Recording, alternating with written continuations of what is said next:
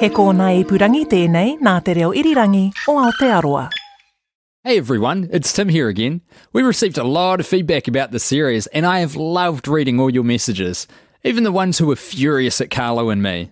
A lot of people wanted to hear more from our final guest, Abby Howells, so I've decided to add our chat with her pretty much unedited in all its glory. Enjoy! And if you're in Auckland, see you at the live show on November 18th.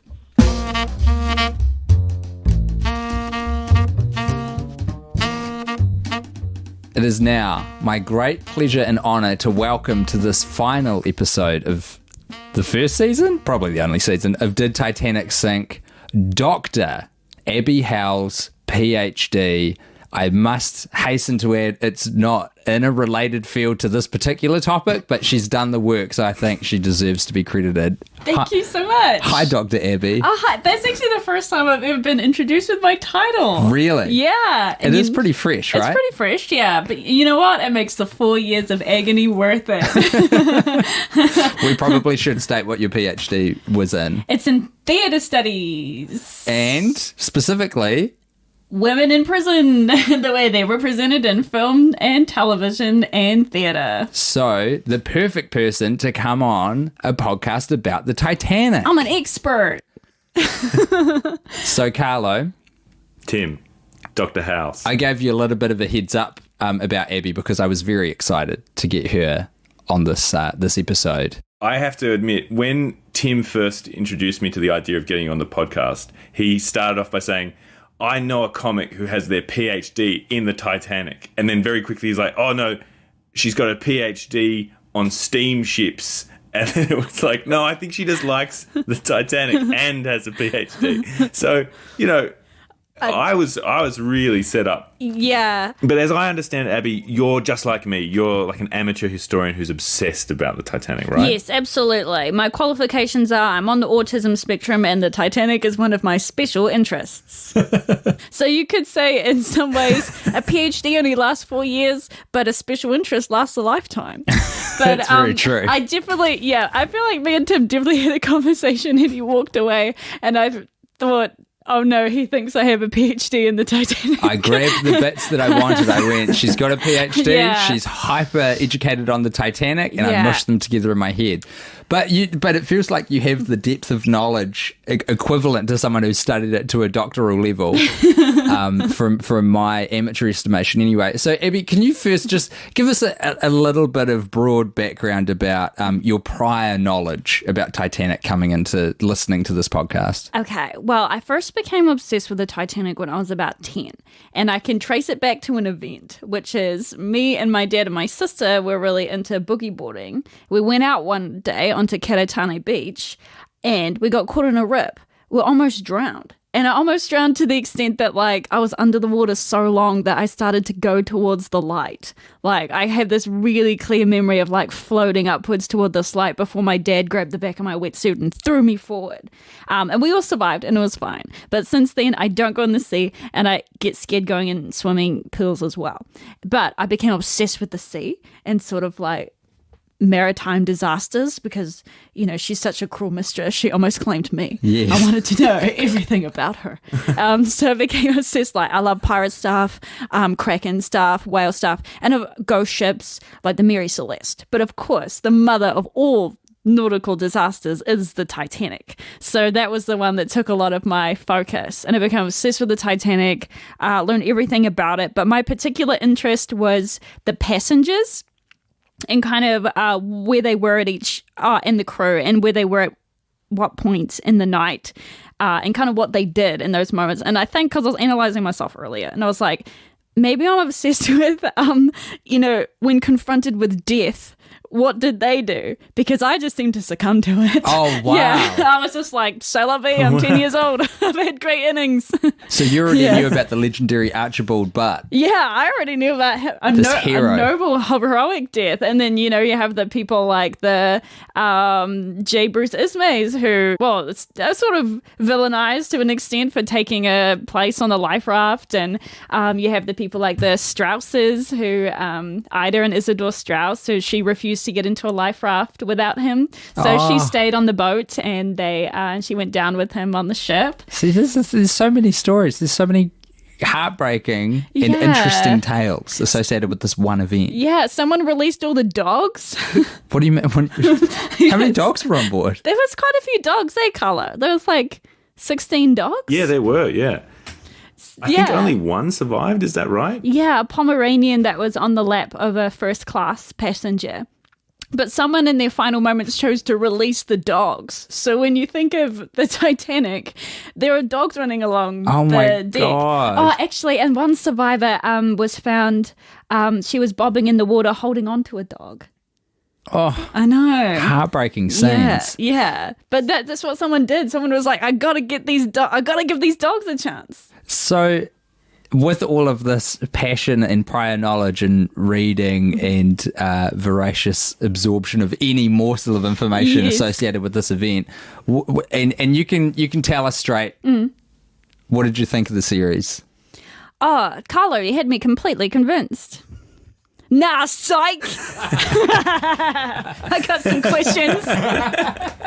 Okay, well, let's flip the tables. Normally, we ask our guests some questions, but if you've got anything that you want to throw at Carlo, Yeah. ask Carlo, go right ahead. All right, Carlo. The jewel in the crown for a lot of people that really believe in that it was the Olympic that was sunk instead of the Titanic is the portholes, which I'm not sure I've heard you mention. What's your opinion on the portholes and the difference between the Titanic and the Olympic? One of the two of you have to explain what this is, because I have no idea. Just to rehash, Abby, Dr. Howells. You can call me Abby. Yeah, I quite like calling you Dr. Howells because it feels like we're getting to the bottom of a mystery, in Victorian England. Well, don't call me Dr. Howells away. So, Dr. Howells, this is about the fact that the Titanic should have had one more porthole than the Olympic. Is that right? Have I gotten this fact? Yes, so the Olympic, I believe, had 14 irregular holes and Titanic had 16 regular holes. And a lot of 16, yes. Olympic believers seem to really hang their hat on these portholes. And apparently there's like images and stuff of the Titanic pulling away, but it only had 14 portholes. But I wanted to know your opinion on that particular factor-Rooney. This smells like a fucking setup to me. One of the reasons I didn't want to talk about it, that of all of the other evidence to me feels very much about like the quality of evidence that we have, and a lot of it is like, oh, this photo shows that there's 14 portholes, but the arguments against it is normally, well, it's very hard to tell in this angle of photograph, or the quality of the photograph isn't enough to actually show us. So while I agree that it could definitely be possible that, and it should in fact be possible that there's 14 portholes on it because it is the Olympic, I'm just not convinced by the quality of evidence that's been brought up in favour of that. Because it's always just like, check out this photo that was taken on the docks of Belfast down this incredibly steep angle where you can't really even make out all the portholes. Like, and there should be light here, So it just didn't feel like this as strong as evidence as, for example, the photo from March 1912, which shows them side by side, and the Titanic hasn't had its deck completed at that time. That is more compelling to me because it gives us a better time frame. Whereas this, I'm not wholly a fan of the evidence. It feels too easily refuted just by that fact. Pun intended. Because the Very portholes, nice. Carlo. Very nice. Oh, Hey, we love the Titanic, but we're comedians as well. It's important to remember because some people have forgotten that through the series. Yeah, it's a maritime disaster, but it's fun to goof around. yeah, many perished, but we have a laugh as well. Many lives were lost and laughs were had. I'll respect that answer as well, because I feel like the most compelling evidence is I've got to agree with Courtney and Angela that it's incredibly easy to believe that a corporate fat cat would waste human life in favour of gaining more money. That's the most believable part of this whole thing. Absolutely, that happens every day. That's what hooked me in as well, Yeah, to be of honest. I was course. like, that I believe. I don't know about all this other stuff. Especially because in the, like, very much in the zeitgeist when the Titanic disaster happened, only I think it's a year before, maybe 2 years before, the Republic sank, which was a ship that had a huge number of passengers. I think it may have even had more passengers than the Titanic, and everybody got off safe because it just sank so slowly. And so the conventional thinking with modern steamships was, even in the worst case scenario, almost everybody should get off. And I think that if you're a if you're a fabulously wealthy multi-millionaire, multi-billionaire in our times, and you're just looking at this like, well, I'll sink this ship, I'll make the money back, no one will get hurt, it'll be fine. Because there's already a blueprint for how it would unfold if the Republic had, like, it had happened, what did you say, a year prior? I think it's a year prior. It was an observable method of watching this thing play out in real time. You're like, oh, okay, we could do this. People survive. Just waste the ship, get the insurance. Yeah, and in fact, when the Republic sank, that was one of the big arguments for why these massive ships didn't need more lifeboats, because they were thinking of them as more like a taxiing craft that could take them from one stricken vessel to a safety vessel. And if those other ships also have lifeboats, then that's going to supplement the number of lifeboats that you have. So yeah, I can definitely see it being something that where a person would go, look, no one's going to get hurt, I'm going to make millions of dollars. Maybe a couple of people will perish, and that'd be just like ants to you, you know? Do you want to hear my reasons that I think that it's untrue, that I'm unconvinced? Would love to. Please. Okay, so my main thinking is that the Olympic, it was not a new vessel. It had been in commission for a year. It had undertaken 4 trips back and forth from the UK to America. And my feeling is that there's going to be so much wear and tear, it would be impossible to pass it off as an entirely new vessel. I think, Titanic was known as this incredible luxury. It was brand new. That was a thing about it. A huge amount of money would have had to be invested into it to make it look that way. And I think, because you talked about the changes and like these non-structural changes they did to the Titanic, but they added like a lot of like changes they didn't need to. Like, they made the Titanic more luxury. Like, they added in this weird little cafe that was supposed to look like a cafe in Paris, and they just added that Disneyland. Yeah, the Cafe Parisian. Yeah. And they added that into the Titanic, and it had its own unique china. And like, they didn't have to do that. Why would they do that if they were just going to sink it? Well, but this is the thing about conspiracy theories as well, or things that happen in history sometimes that are very suspicious. Not everything is related to the conspiracy theory part of what happened, right? Sometimes it occurred to someone that they wanted to change the china for some other totally different, unrelated reason. True, but there's so much money, and they commissioned like unique portraits to be hung in the first class smoking lounges and that kind of thing. They sunk a lot of money into the Titanic. I don't know why they would add these like details that it's really costly, and they're not even going to recoup the full amount. Like, it took 7.5 million to build, but the insurance was only for 5 million. So why would they sink in all this cash on commissioning artists to create stuff, creating little Paris cafes, switching the location of the Turkish baths, if they were just going to sink the thing, Carlo? It's a good question, and interestingly, all of those big works, like the paintings, the crockery, all of that is additionally insured. So they will make their money back on all of those items because all of them are listed as individual things. I think even Allianz Insurance, that's still around, there were a huge number of different insurance brokers that covered various elements of the Titanic, and they covered a lot of these additional elements. So the factor there of like the cost in those things can be recouped, admittedly. The other thing is, I don't think this was an intended plan years in the making. I feel like it was sort of months in the making, which is the Olympic throws this propeller blade, and they're in a huge millions and millions of dollars of debt at this point already, and it's a very quick thing that can be done. Like, the photograph from March shows them being almost still identical. So other than one being unfinished, as it were. So that's the time frame we're thinking, like in a few months. All these things like the crockery, the paintings, they've been commissioned, years, sometimes many years in advance, particularly some of those fine furnishings. Those things have been in the works far longer than the conspiracy. So it would almost be too obvious to stop those processes. Because there's a huge industry. I mean, I don't know the exact percentage, but a huge amount of Belfast at this time is involved in the outfitting of ships, like the making of beds and rope, and it's a huge part of their industry. So if you're like, oh, actually, we're not going to do all this luxury on the Titanic, I think that's going to ring more alarm bells than just insuring it and, and recouping that cost. because I definitely understand what your point is. Like, they're going to make less money than it cost them to build it. But when you're cash poor and you have a backlog of ships being made, like the Britannic is going to come out in a year, which is also identical to these two ships. And after that, they've got plans for the future of bigger ships and better ships.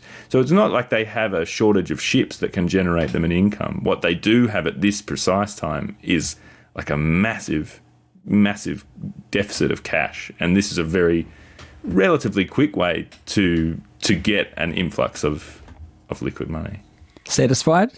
No, on that specific point, that's a very reasonable argument. I feel like at the moment, Carlo, we're like stripped to the waist, both with knives like circling each other. I was like, it's like a duel. I didn't know if it was sort of my role in the universe to bring the two of you together or to make sure that you never interacted.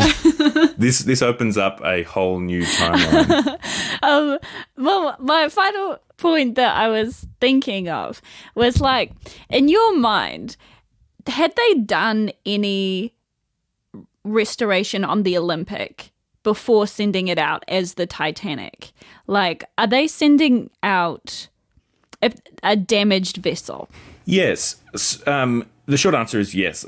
I would think, as part of this conspiracy, yes. The idea is that all of those, like, quite significant damages to the Olympic, like the damaged propeller shaft, and there's an argument that we didn't talk about in the podcast, but there's this theory that the Olympic apparently had a slight list to port, and people reported the Titanic having a slight list to port, like it's leaning over to the left. Again, I think it's too circumstantial, that evidence, to have brought up. But the main line that I'm saying is the structural impact of that collision with the Hawke had been repaired already, but to an extent that it wasn't a fully fixed ship. My theory is that they then re-outfitted that ship. So it was completely redone. So that question of it wouldn't have looked like a new ship, I think that it very much would have, because they're doing all of this additional carpentry. They're changing A and B decks around. They're moving the Turkish baths. They're creating the Café Parisien. These things would have required like quite a significant amount of work in the ship itself, and repainting, polishing decks. It's being completely reupholstered. So I think it's been completely re-outfitted. It hasn't been wholly repaired. Like, the damage to the Olympic would still be very much present in the so-called Titanic. It also explains to me why the Olympic, which went in for that propeller repair in March, doesn't come back out to sea until the day that Titanic is leaving on its maiden voyage from Southampton. Like, it's an extraordinary amount of time, and it just sort of silently leaves dock in Belfast on the same day that Titanic's sailing out into the Atlantic. It takes a very long time to fix that one thing. Okay, well, if it's seaworthy enough to be sent out with passengers on it, surely it would be easier to just recoup the cost via sending it out and getting passengers to pay for tickets. Because, the top first class ticket, it roughly translates to about $100,000 per cabin, right? In today's money. Totally. Yes.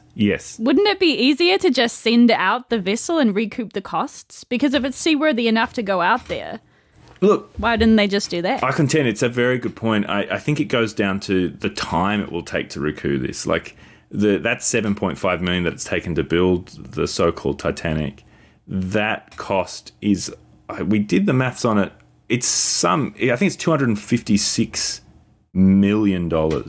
So even with those like massive first-class tickets, there's only so many crossings they can do in a year and only so many crossings they can do in a decade. Like, to actually start to get close to making that money back is going to take an extraordinarily long time. And there's no guarantee that it will. Obviously, they're hugely optimistic in the shipping industry at this time. They're like, this is going to be a golden ticket forever. And then 2 years later, World War I will happen and, scupper so many passenger liners. But at this time, like, the seas are calm as far as they can see, but it's still going to take them, decades to recoup that money just on ticket sales. Whereas this is a really quick way that they can make that money back. Because, as I said, the Olympic, which was the Titanic, now disguised as the Olympic, it can get back into work. A year later, the Britannic can get back into work. Suddenly we've got these two ships making that income, and we've just got back nearly all of the cost of building one of them, which remedies some of these huge legal costs that we have, some of these huge repair costs, and some of the huge lost income, which is, I think, in itself more significant than any of the other costs, purely because the IMMC has borrowed so much against these ships. Like they're up for much more by the consequence of those ships not generating income.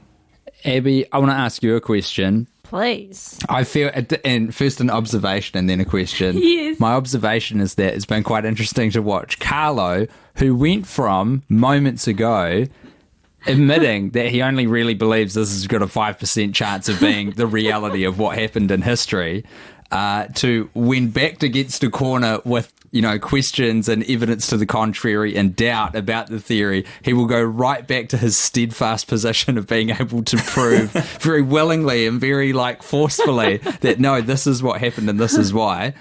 The question is, how did you feel as a listener who has joined me on the journey in a different way, because obviously you were so knowledgeable to begin with, of Carlo weaving this tale and putting the pieces of evidence together to create this compelling case, and then throw it all away at the end to reveal that he doesn't even fully believe it? My goodness. I must say, I have loved the podcast so much. May I tell you about my listening experience? I would love to hear it. Okay, I listened to episode 1 and I was on a train from Edinburgh to London, and I booked a first class ticket because I'm classy. And I had, in first class, they give you food for free. So, well, it's not for free. I would have paid for it. You don't pay more. I don't pay more for it. So I had a little egg sandwich. I had a cup of tea, and I had some crisps as well. And I was going through the English countryside and I was listening to the Titanic podcast, and I honestly had the thought, life could not be better. That is so sweet. I was like, I'm heading to London. I get to go to the Victoria and Albert when I get there. Honestly, life could not be better than this. I said to myself, now this is living. Someone looked over at you and said, I'll have what she's having. And that was 5 episodes of a conspiratorial podcast. No, I loved it. It's wonderful. It's like I couldn't love a podcast more, to be honest with you. It felt like listening to two friends, but one of them knew heaps about the Titanic, and you don't often meet people that know heaps about the Titanic. So I loved listening to it. There was stuff that I didn't know that you brought up, so it was a learning experience for me. What was new, just out of interest? So my knowledge is, you have a huge practical knowledge of the boat, which I don't have, in terms of I knew about the ice tray at the bottom and all this, The watertight bulkheads. The watertight bulkheads, on, every basic bit. I'm sorry, Tim. Did not. Tim did not. I did not. I didn't know as much about the boat. I didn't know a huge amount about the court case and the sort of testimony, as well as I didn't know the hugest amount about the correspondence that happened in the 2-hour radio play. If release the 2-hour radio play cut, and I'll listen to it happily. So there's stuff that I didn't know. Yeah, to hear you throw it away at the end, I was like, to be honest, a little annoyed because I had prepared all these really good arguments and I was ready to be like, hey, fuck you, Carlo, come at me. And I was like, I sort of, to be honest, quite arrogantly considered myself to be the final boss of the podcast that you had to convince. And to hear you throw it away, I was like, my presence means nothing. So, but that was arrogant on my behalf. I couldn't actually remember because I think I asked you when we had a brief conversation about this quite a long time ago when we were, Carlo and I were first sort of cooking up the idea. Mm-hmm. I couldn't remember your answer to whether or not you believed the conspiracy theory or not, because you were aware of it. I was aware of it, but I didn't believe it. Sure. Yeah. Too smart. Too cynical. Yeah, I have, I almost died. I've lived through some things. You sharpen up your tools when the sea tries to take you. Exactly. You pay attention. When the cruel mistress of the sea tries to take you down, you become wiser and you become stronger. Because you emerge stronger than before. Yeah, even if, in the moment, you kind of just let her take you, really.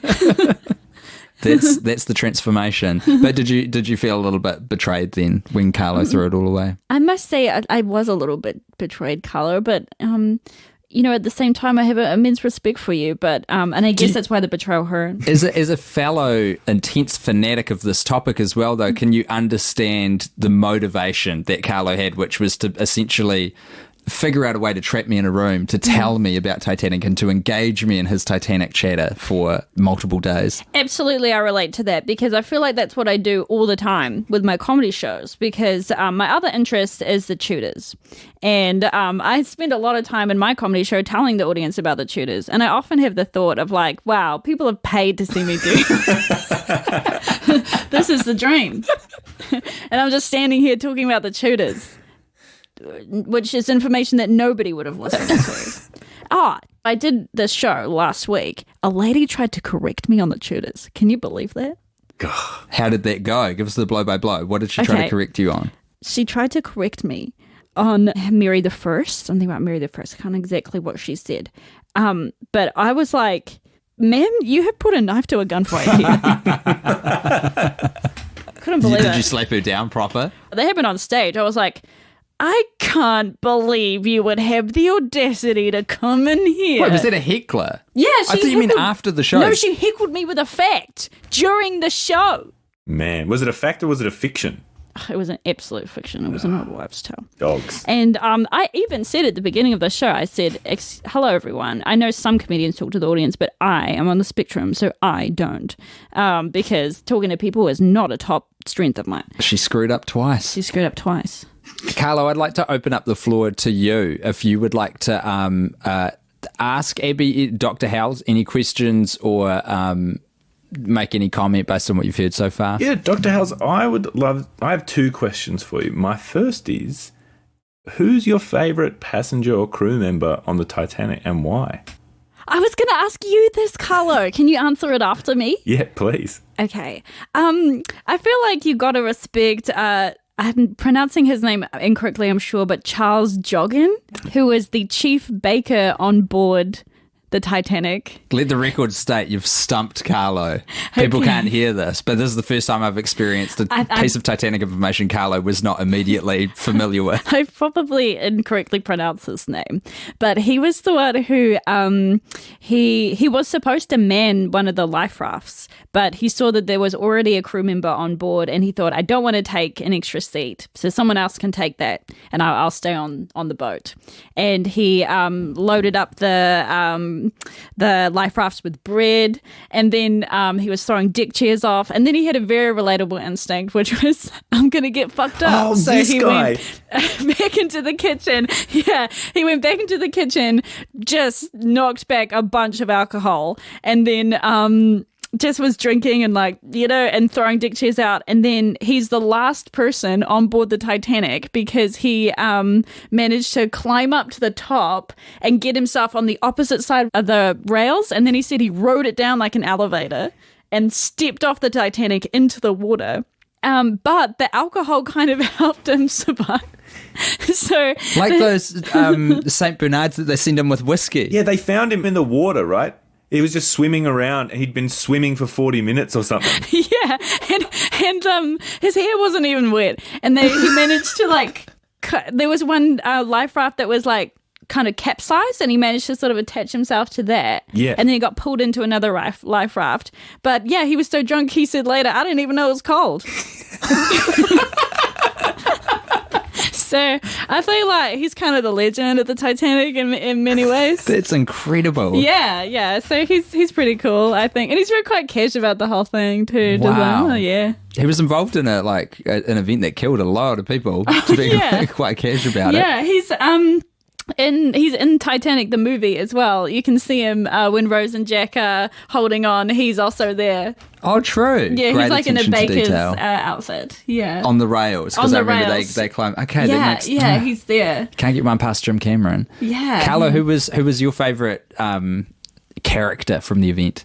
Normally, I say Thomas Andrews is the most interesting passenger to me, who was the architect of the ship, who tried to save a bunch of people through a lot of rafts over. And I just find his story so interesting and compelling.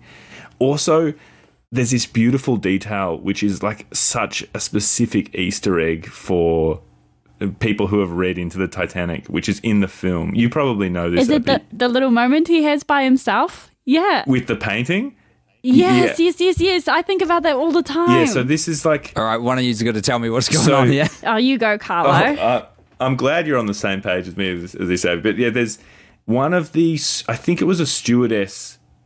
There's like conflicting reports of where he was last seen. So some people saw him like making the deck chair rafts. One stewardess said that they saw him standing at the mantelpiece in the... I think it's the gentleman's smoking room, but where he is in the film... looking at this painting, and that painting was of, I think it's called Belfast Loch, which is the body of water in Belfast, which is where he grew up.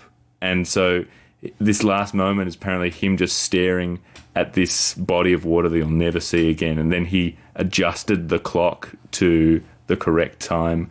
And I think the correct time in Belfast, but I may have just made that up to romanticize it. But yeah, so this is just this lovely little moment of a guy who... he knew there was no hope. He didn't try and get off, and he just stood there looking back on this painting of his home, which I think is quite a touching story.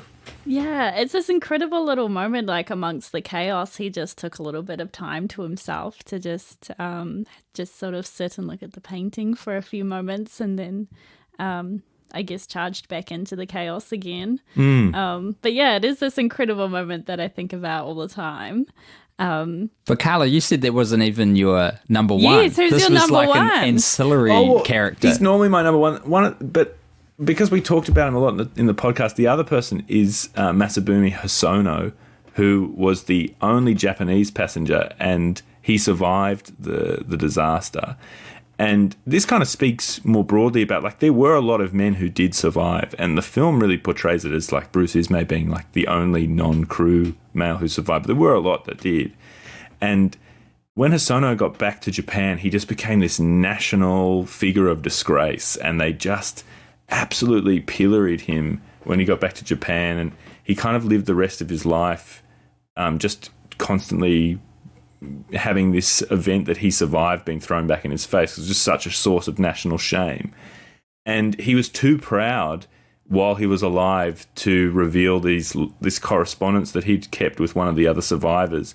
And I think it was his children or his grandson, whose grandson is also like considered to be one of the most influential Japanese pop musicians. It's all on Spotify. It's amazing. You got to check out his stuff. Hitomi Hosono. Anyway, one of either his grandson or his children, they revealed all of these letters that had been sent to Hosono from other survivors, and apparently he was like so brave and stoic during this event, and he helped so many people get into lifeboats. And it was just this moment where the lifeboat was pretty much full, and they're like, come in, you get into this lifeboat. And he was actually like a bit of a hero, but he was so proud. He was like, I'll never show these letters to anybody. And so they were eventually revealed, and his name was cleared in Japan. But yeah, it's just a really interesting story to me. That's interesting, because Bruce Ismay kind of had a similar thing, right? Where he was absolutely vilified by the American press. He was the highest ranking member of White Star that survived. You know, he's vilified obviously in Titanic the movie, and his wife forbade him to talk about it at home, and he never talked about the Titanic, to the extent that one of his grandchildren asked him, "Oh, you worked on the sea. Were you ever in any shipwrecks?" And then he said, "I was in one." And that was about it. But he poured his heart out to this fellow passenger, Marion Thayer, I believe her name was. But he wrote these letters talking about his shame and how he felt, and he just poured his absolute soul out to this woman. She was kind of like, wow, that's a bit intense. and after a year, she started writing to his wife. Oh, only. my God. But she almost did like the equivalent of like a CCing in. Oh, no. His wife, just to be like, hey, you know, this is not the vibe for me. You need to talk to your husband, lady. Yeah. He's got some stuff to get off his chest. I think he tried to kind of like put the vibe out there a little bit, because I think he said something like, oh, you know, if only, you know, when I first met you, I thought maybe this could be an interesting relationship. He said something like that. And Well, then he doesn't sound like it was a totally great dude then. Yeah. He may have been vilified in the press for the wrong reasons, but, you know. No, he sucked. Like, I think that's why really? people didn't like him. Was he quite an easy guy to kind of set up as being the villain of, 100%. of the event? He was really weird. Like, he was super intense and boring. Like, he's the kind of person that would, like, corner you in a conversation and tell you all about, like, things. And he also ate exactly the same thing for dinner every single night, pretty much for the rest of his life. And it was just like cold turkey. What was this after the event? After the event. So even This sounds like PTSD or something. Like even if his wife... It's not being boring, Abby. That is dealing with intense trauma. I know. Badly. Even if his wife had a dinner party and was serving something else, he would say, no, cold turkey for me. Oh my God. It's not even a hot turkey. It's not even a hot bird. Yeah, I just find him so fascinating as a person. Slightly sympathetic, but also not. What? Sorry, Carla, what were you going to say? What were you going to say? Oh, I was just going to say I agree with you, Abby. Like, I'm so interested in Bruce Ismay, and after listening to the last episode back, I started wondering if, like, maybe he is the bassist for those cinema villains of, like, the guy with the moustache and the top hat. And I haven't looked into it, but I am really intrigued by how, you know, readily lampooned he is, in that he just has this villainous look. But then I started to wonder, is the reason that we associate that kind of long twirled moustache and top hat with villainy because of Bruce Ismay? Wow. Yeah. Because his image presumably would have been splashed across newspapers throughout the US and then sort of reflected in the media at the time. He was in cartoons, like they cartooned him, like, because famously he, like, when the Titanic was sinking and he was in life raft, he turned away from the boat as it was sinking, and there's this quite famous cartoon of him like turning away from the boat. So he was God. I think you could make a very compelling argument for that, Carlo. But yeah, I find him really interesting. And he had a stroke later in life, and he had diabetes, and he lost his leg. But he rigged up this kind of invention so no one would have to take him to the toilet. He could do it himself. Wow, good on him. I can understand that. Can I ask you a dumb question? Yeah. Which we never visited in the podcast. And maybe I'll throw this to you first, Carlo. I kind of forgot to ask you because we got so swept up in the details. But this is something that I heard about Titanic on the internet ages ago. Was Tutankhamun on board? No, definitely not. Where did that come from? It was a conspiracy that the Titanic sank because of a mummy's curse, and that they had the corpse of a mummy on there. Tutankhamun wasn't discovered until, what year is it now? 1922, because it's 100 years ago he was discovered. Oh, right. On the 24th of November or 25th of November 1922. So it wasn't Tutankhamun, and it wasn't any other mummy. There's no evidence that there was ever a mummy on the Titanic at all. But it is quite a compelling conspiracy. It's a good story. I'm glad we cleared it up, because I assume there's at least a couple listeners who've been listening through half a dozen episodes waiting for the Tutankhamun curse to be addressed. Where's Tutankhamun? They're going to mention him soon. Well, Abby, we've asked everyone. I feel like I may know the answer to this question. But in your opinion, did Titanic sink? Yes, I think it did sink. I don't think it was the Olympic. I think it was the Titanic. But like I said, do I believe some rich guy had an absolute disregard for human life? Completely. Those two things can coexist. Yeah. Does a doubt exist that didn't exist before, Abby? Oh, certainly. Like, I definitely heard you out completely. And I'm not completely against conspiracy theories. So I kind of believe in ghosts too. So it's like, who am I to talk? Those are two quite different things. It's all coming out. Well, Abby, thank you so much for joining us on this episode and for your kind words about the podcast. I was so excited to get you on this at some point. I'm so glad that you and Carlo have had a chance to discuss these important matters with each other. And thanks for being a part of this project. Thank you so much for having me. I feel full up with sunshine, and I'm on the road to my heart. Were you it looked like you were going to salute me for a second there, Carlo. I will salute you, Dr. I Howells. feel like a salute would be appropriate. So I will salute you as well. I will salute you as a sort of, even though I don't believe your theory entirely, As a fellow traveller on this path, I respect the heck out of you. Dr. Howells, it's great to meet another ship out here in the middle of the sea. Thanks so much for listening, and stay subscribed to get our live show episode in November. Speaking of which, if you're in Auckland, we'd love to see you at the Did Titanic Sink live show, happening on November 18 at Soap Dance Hall in the CBD. For live show tickets and details, go to didtitanicsink.com.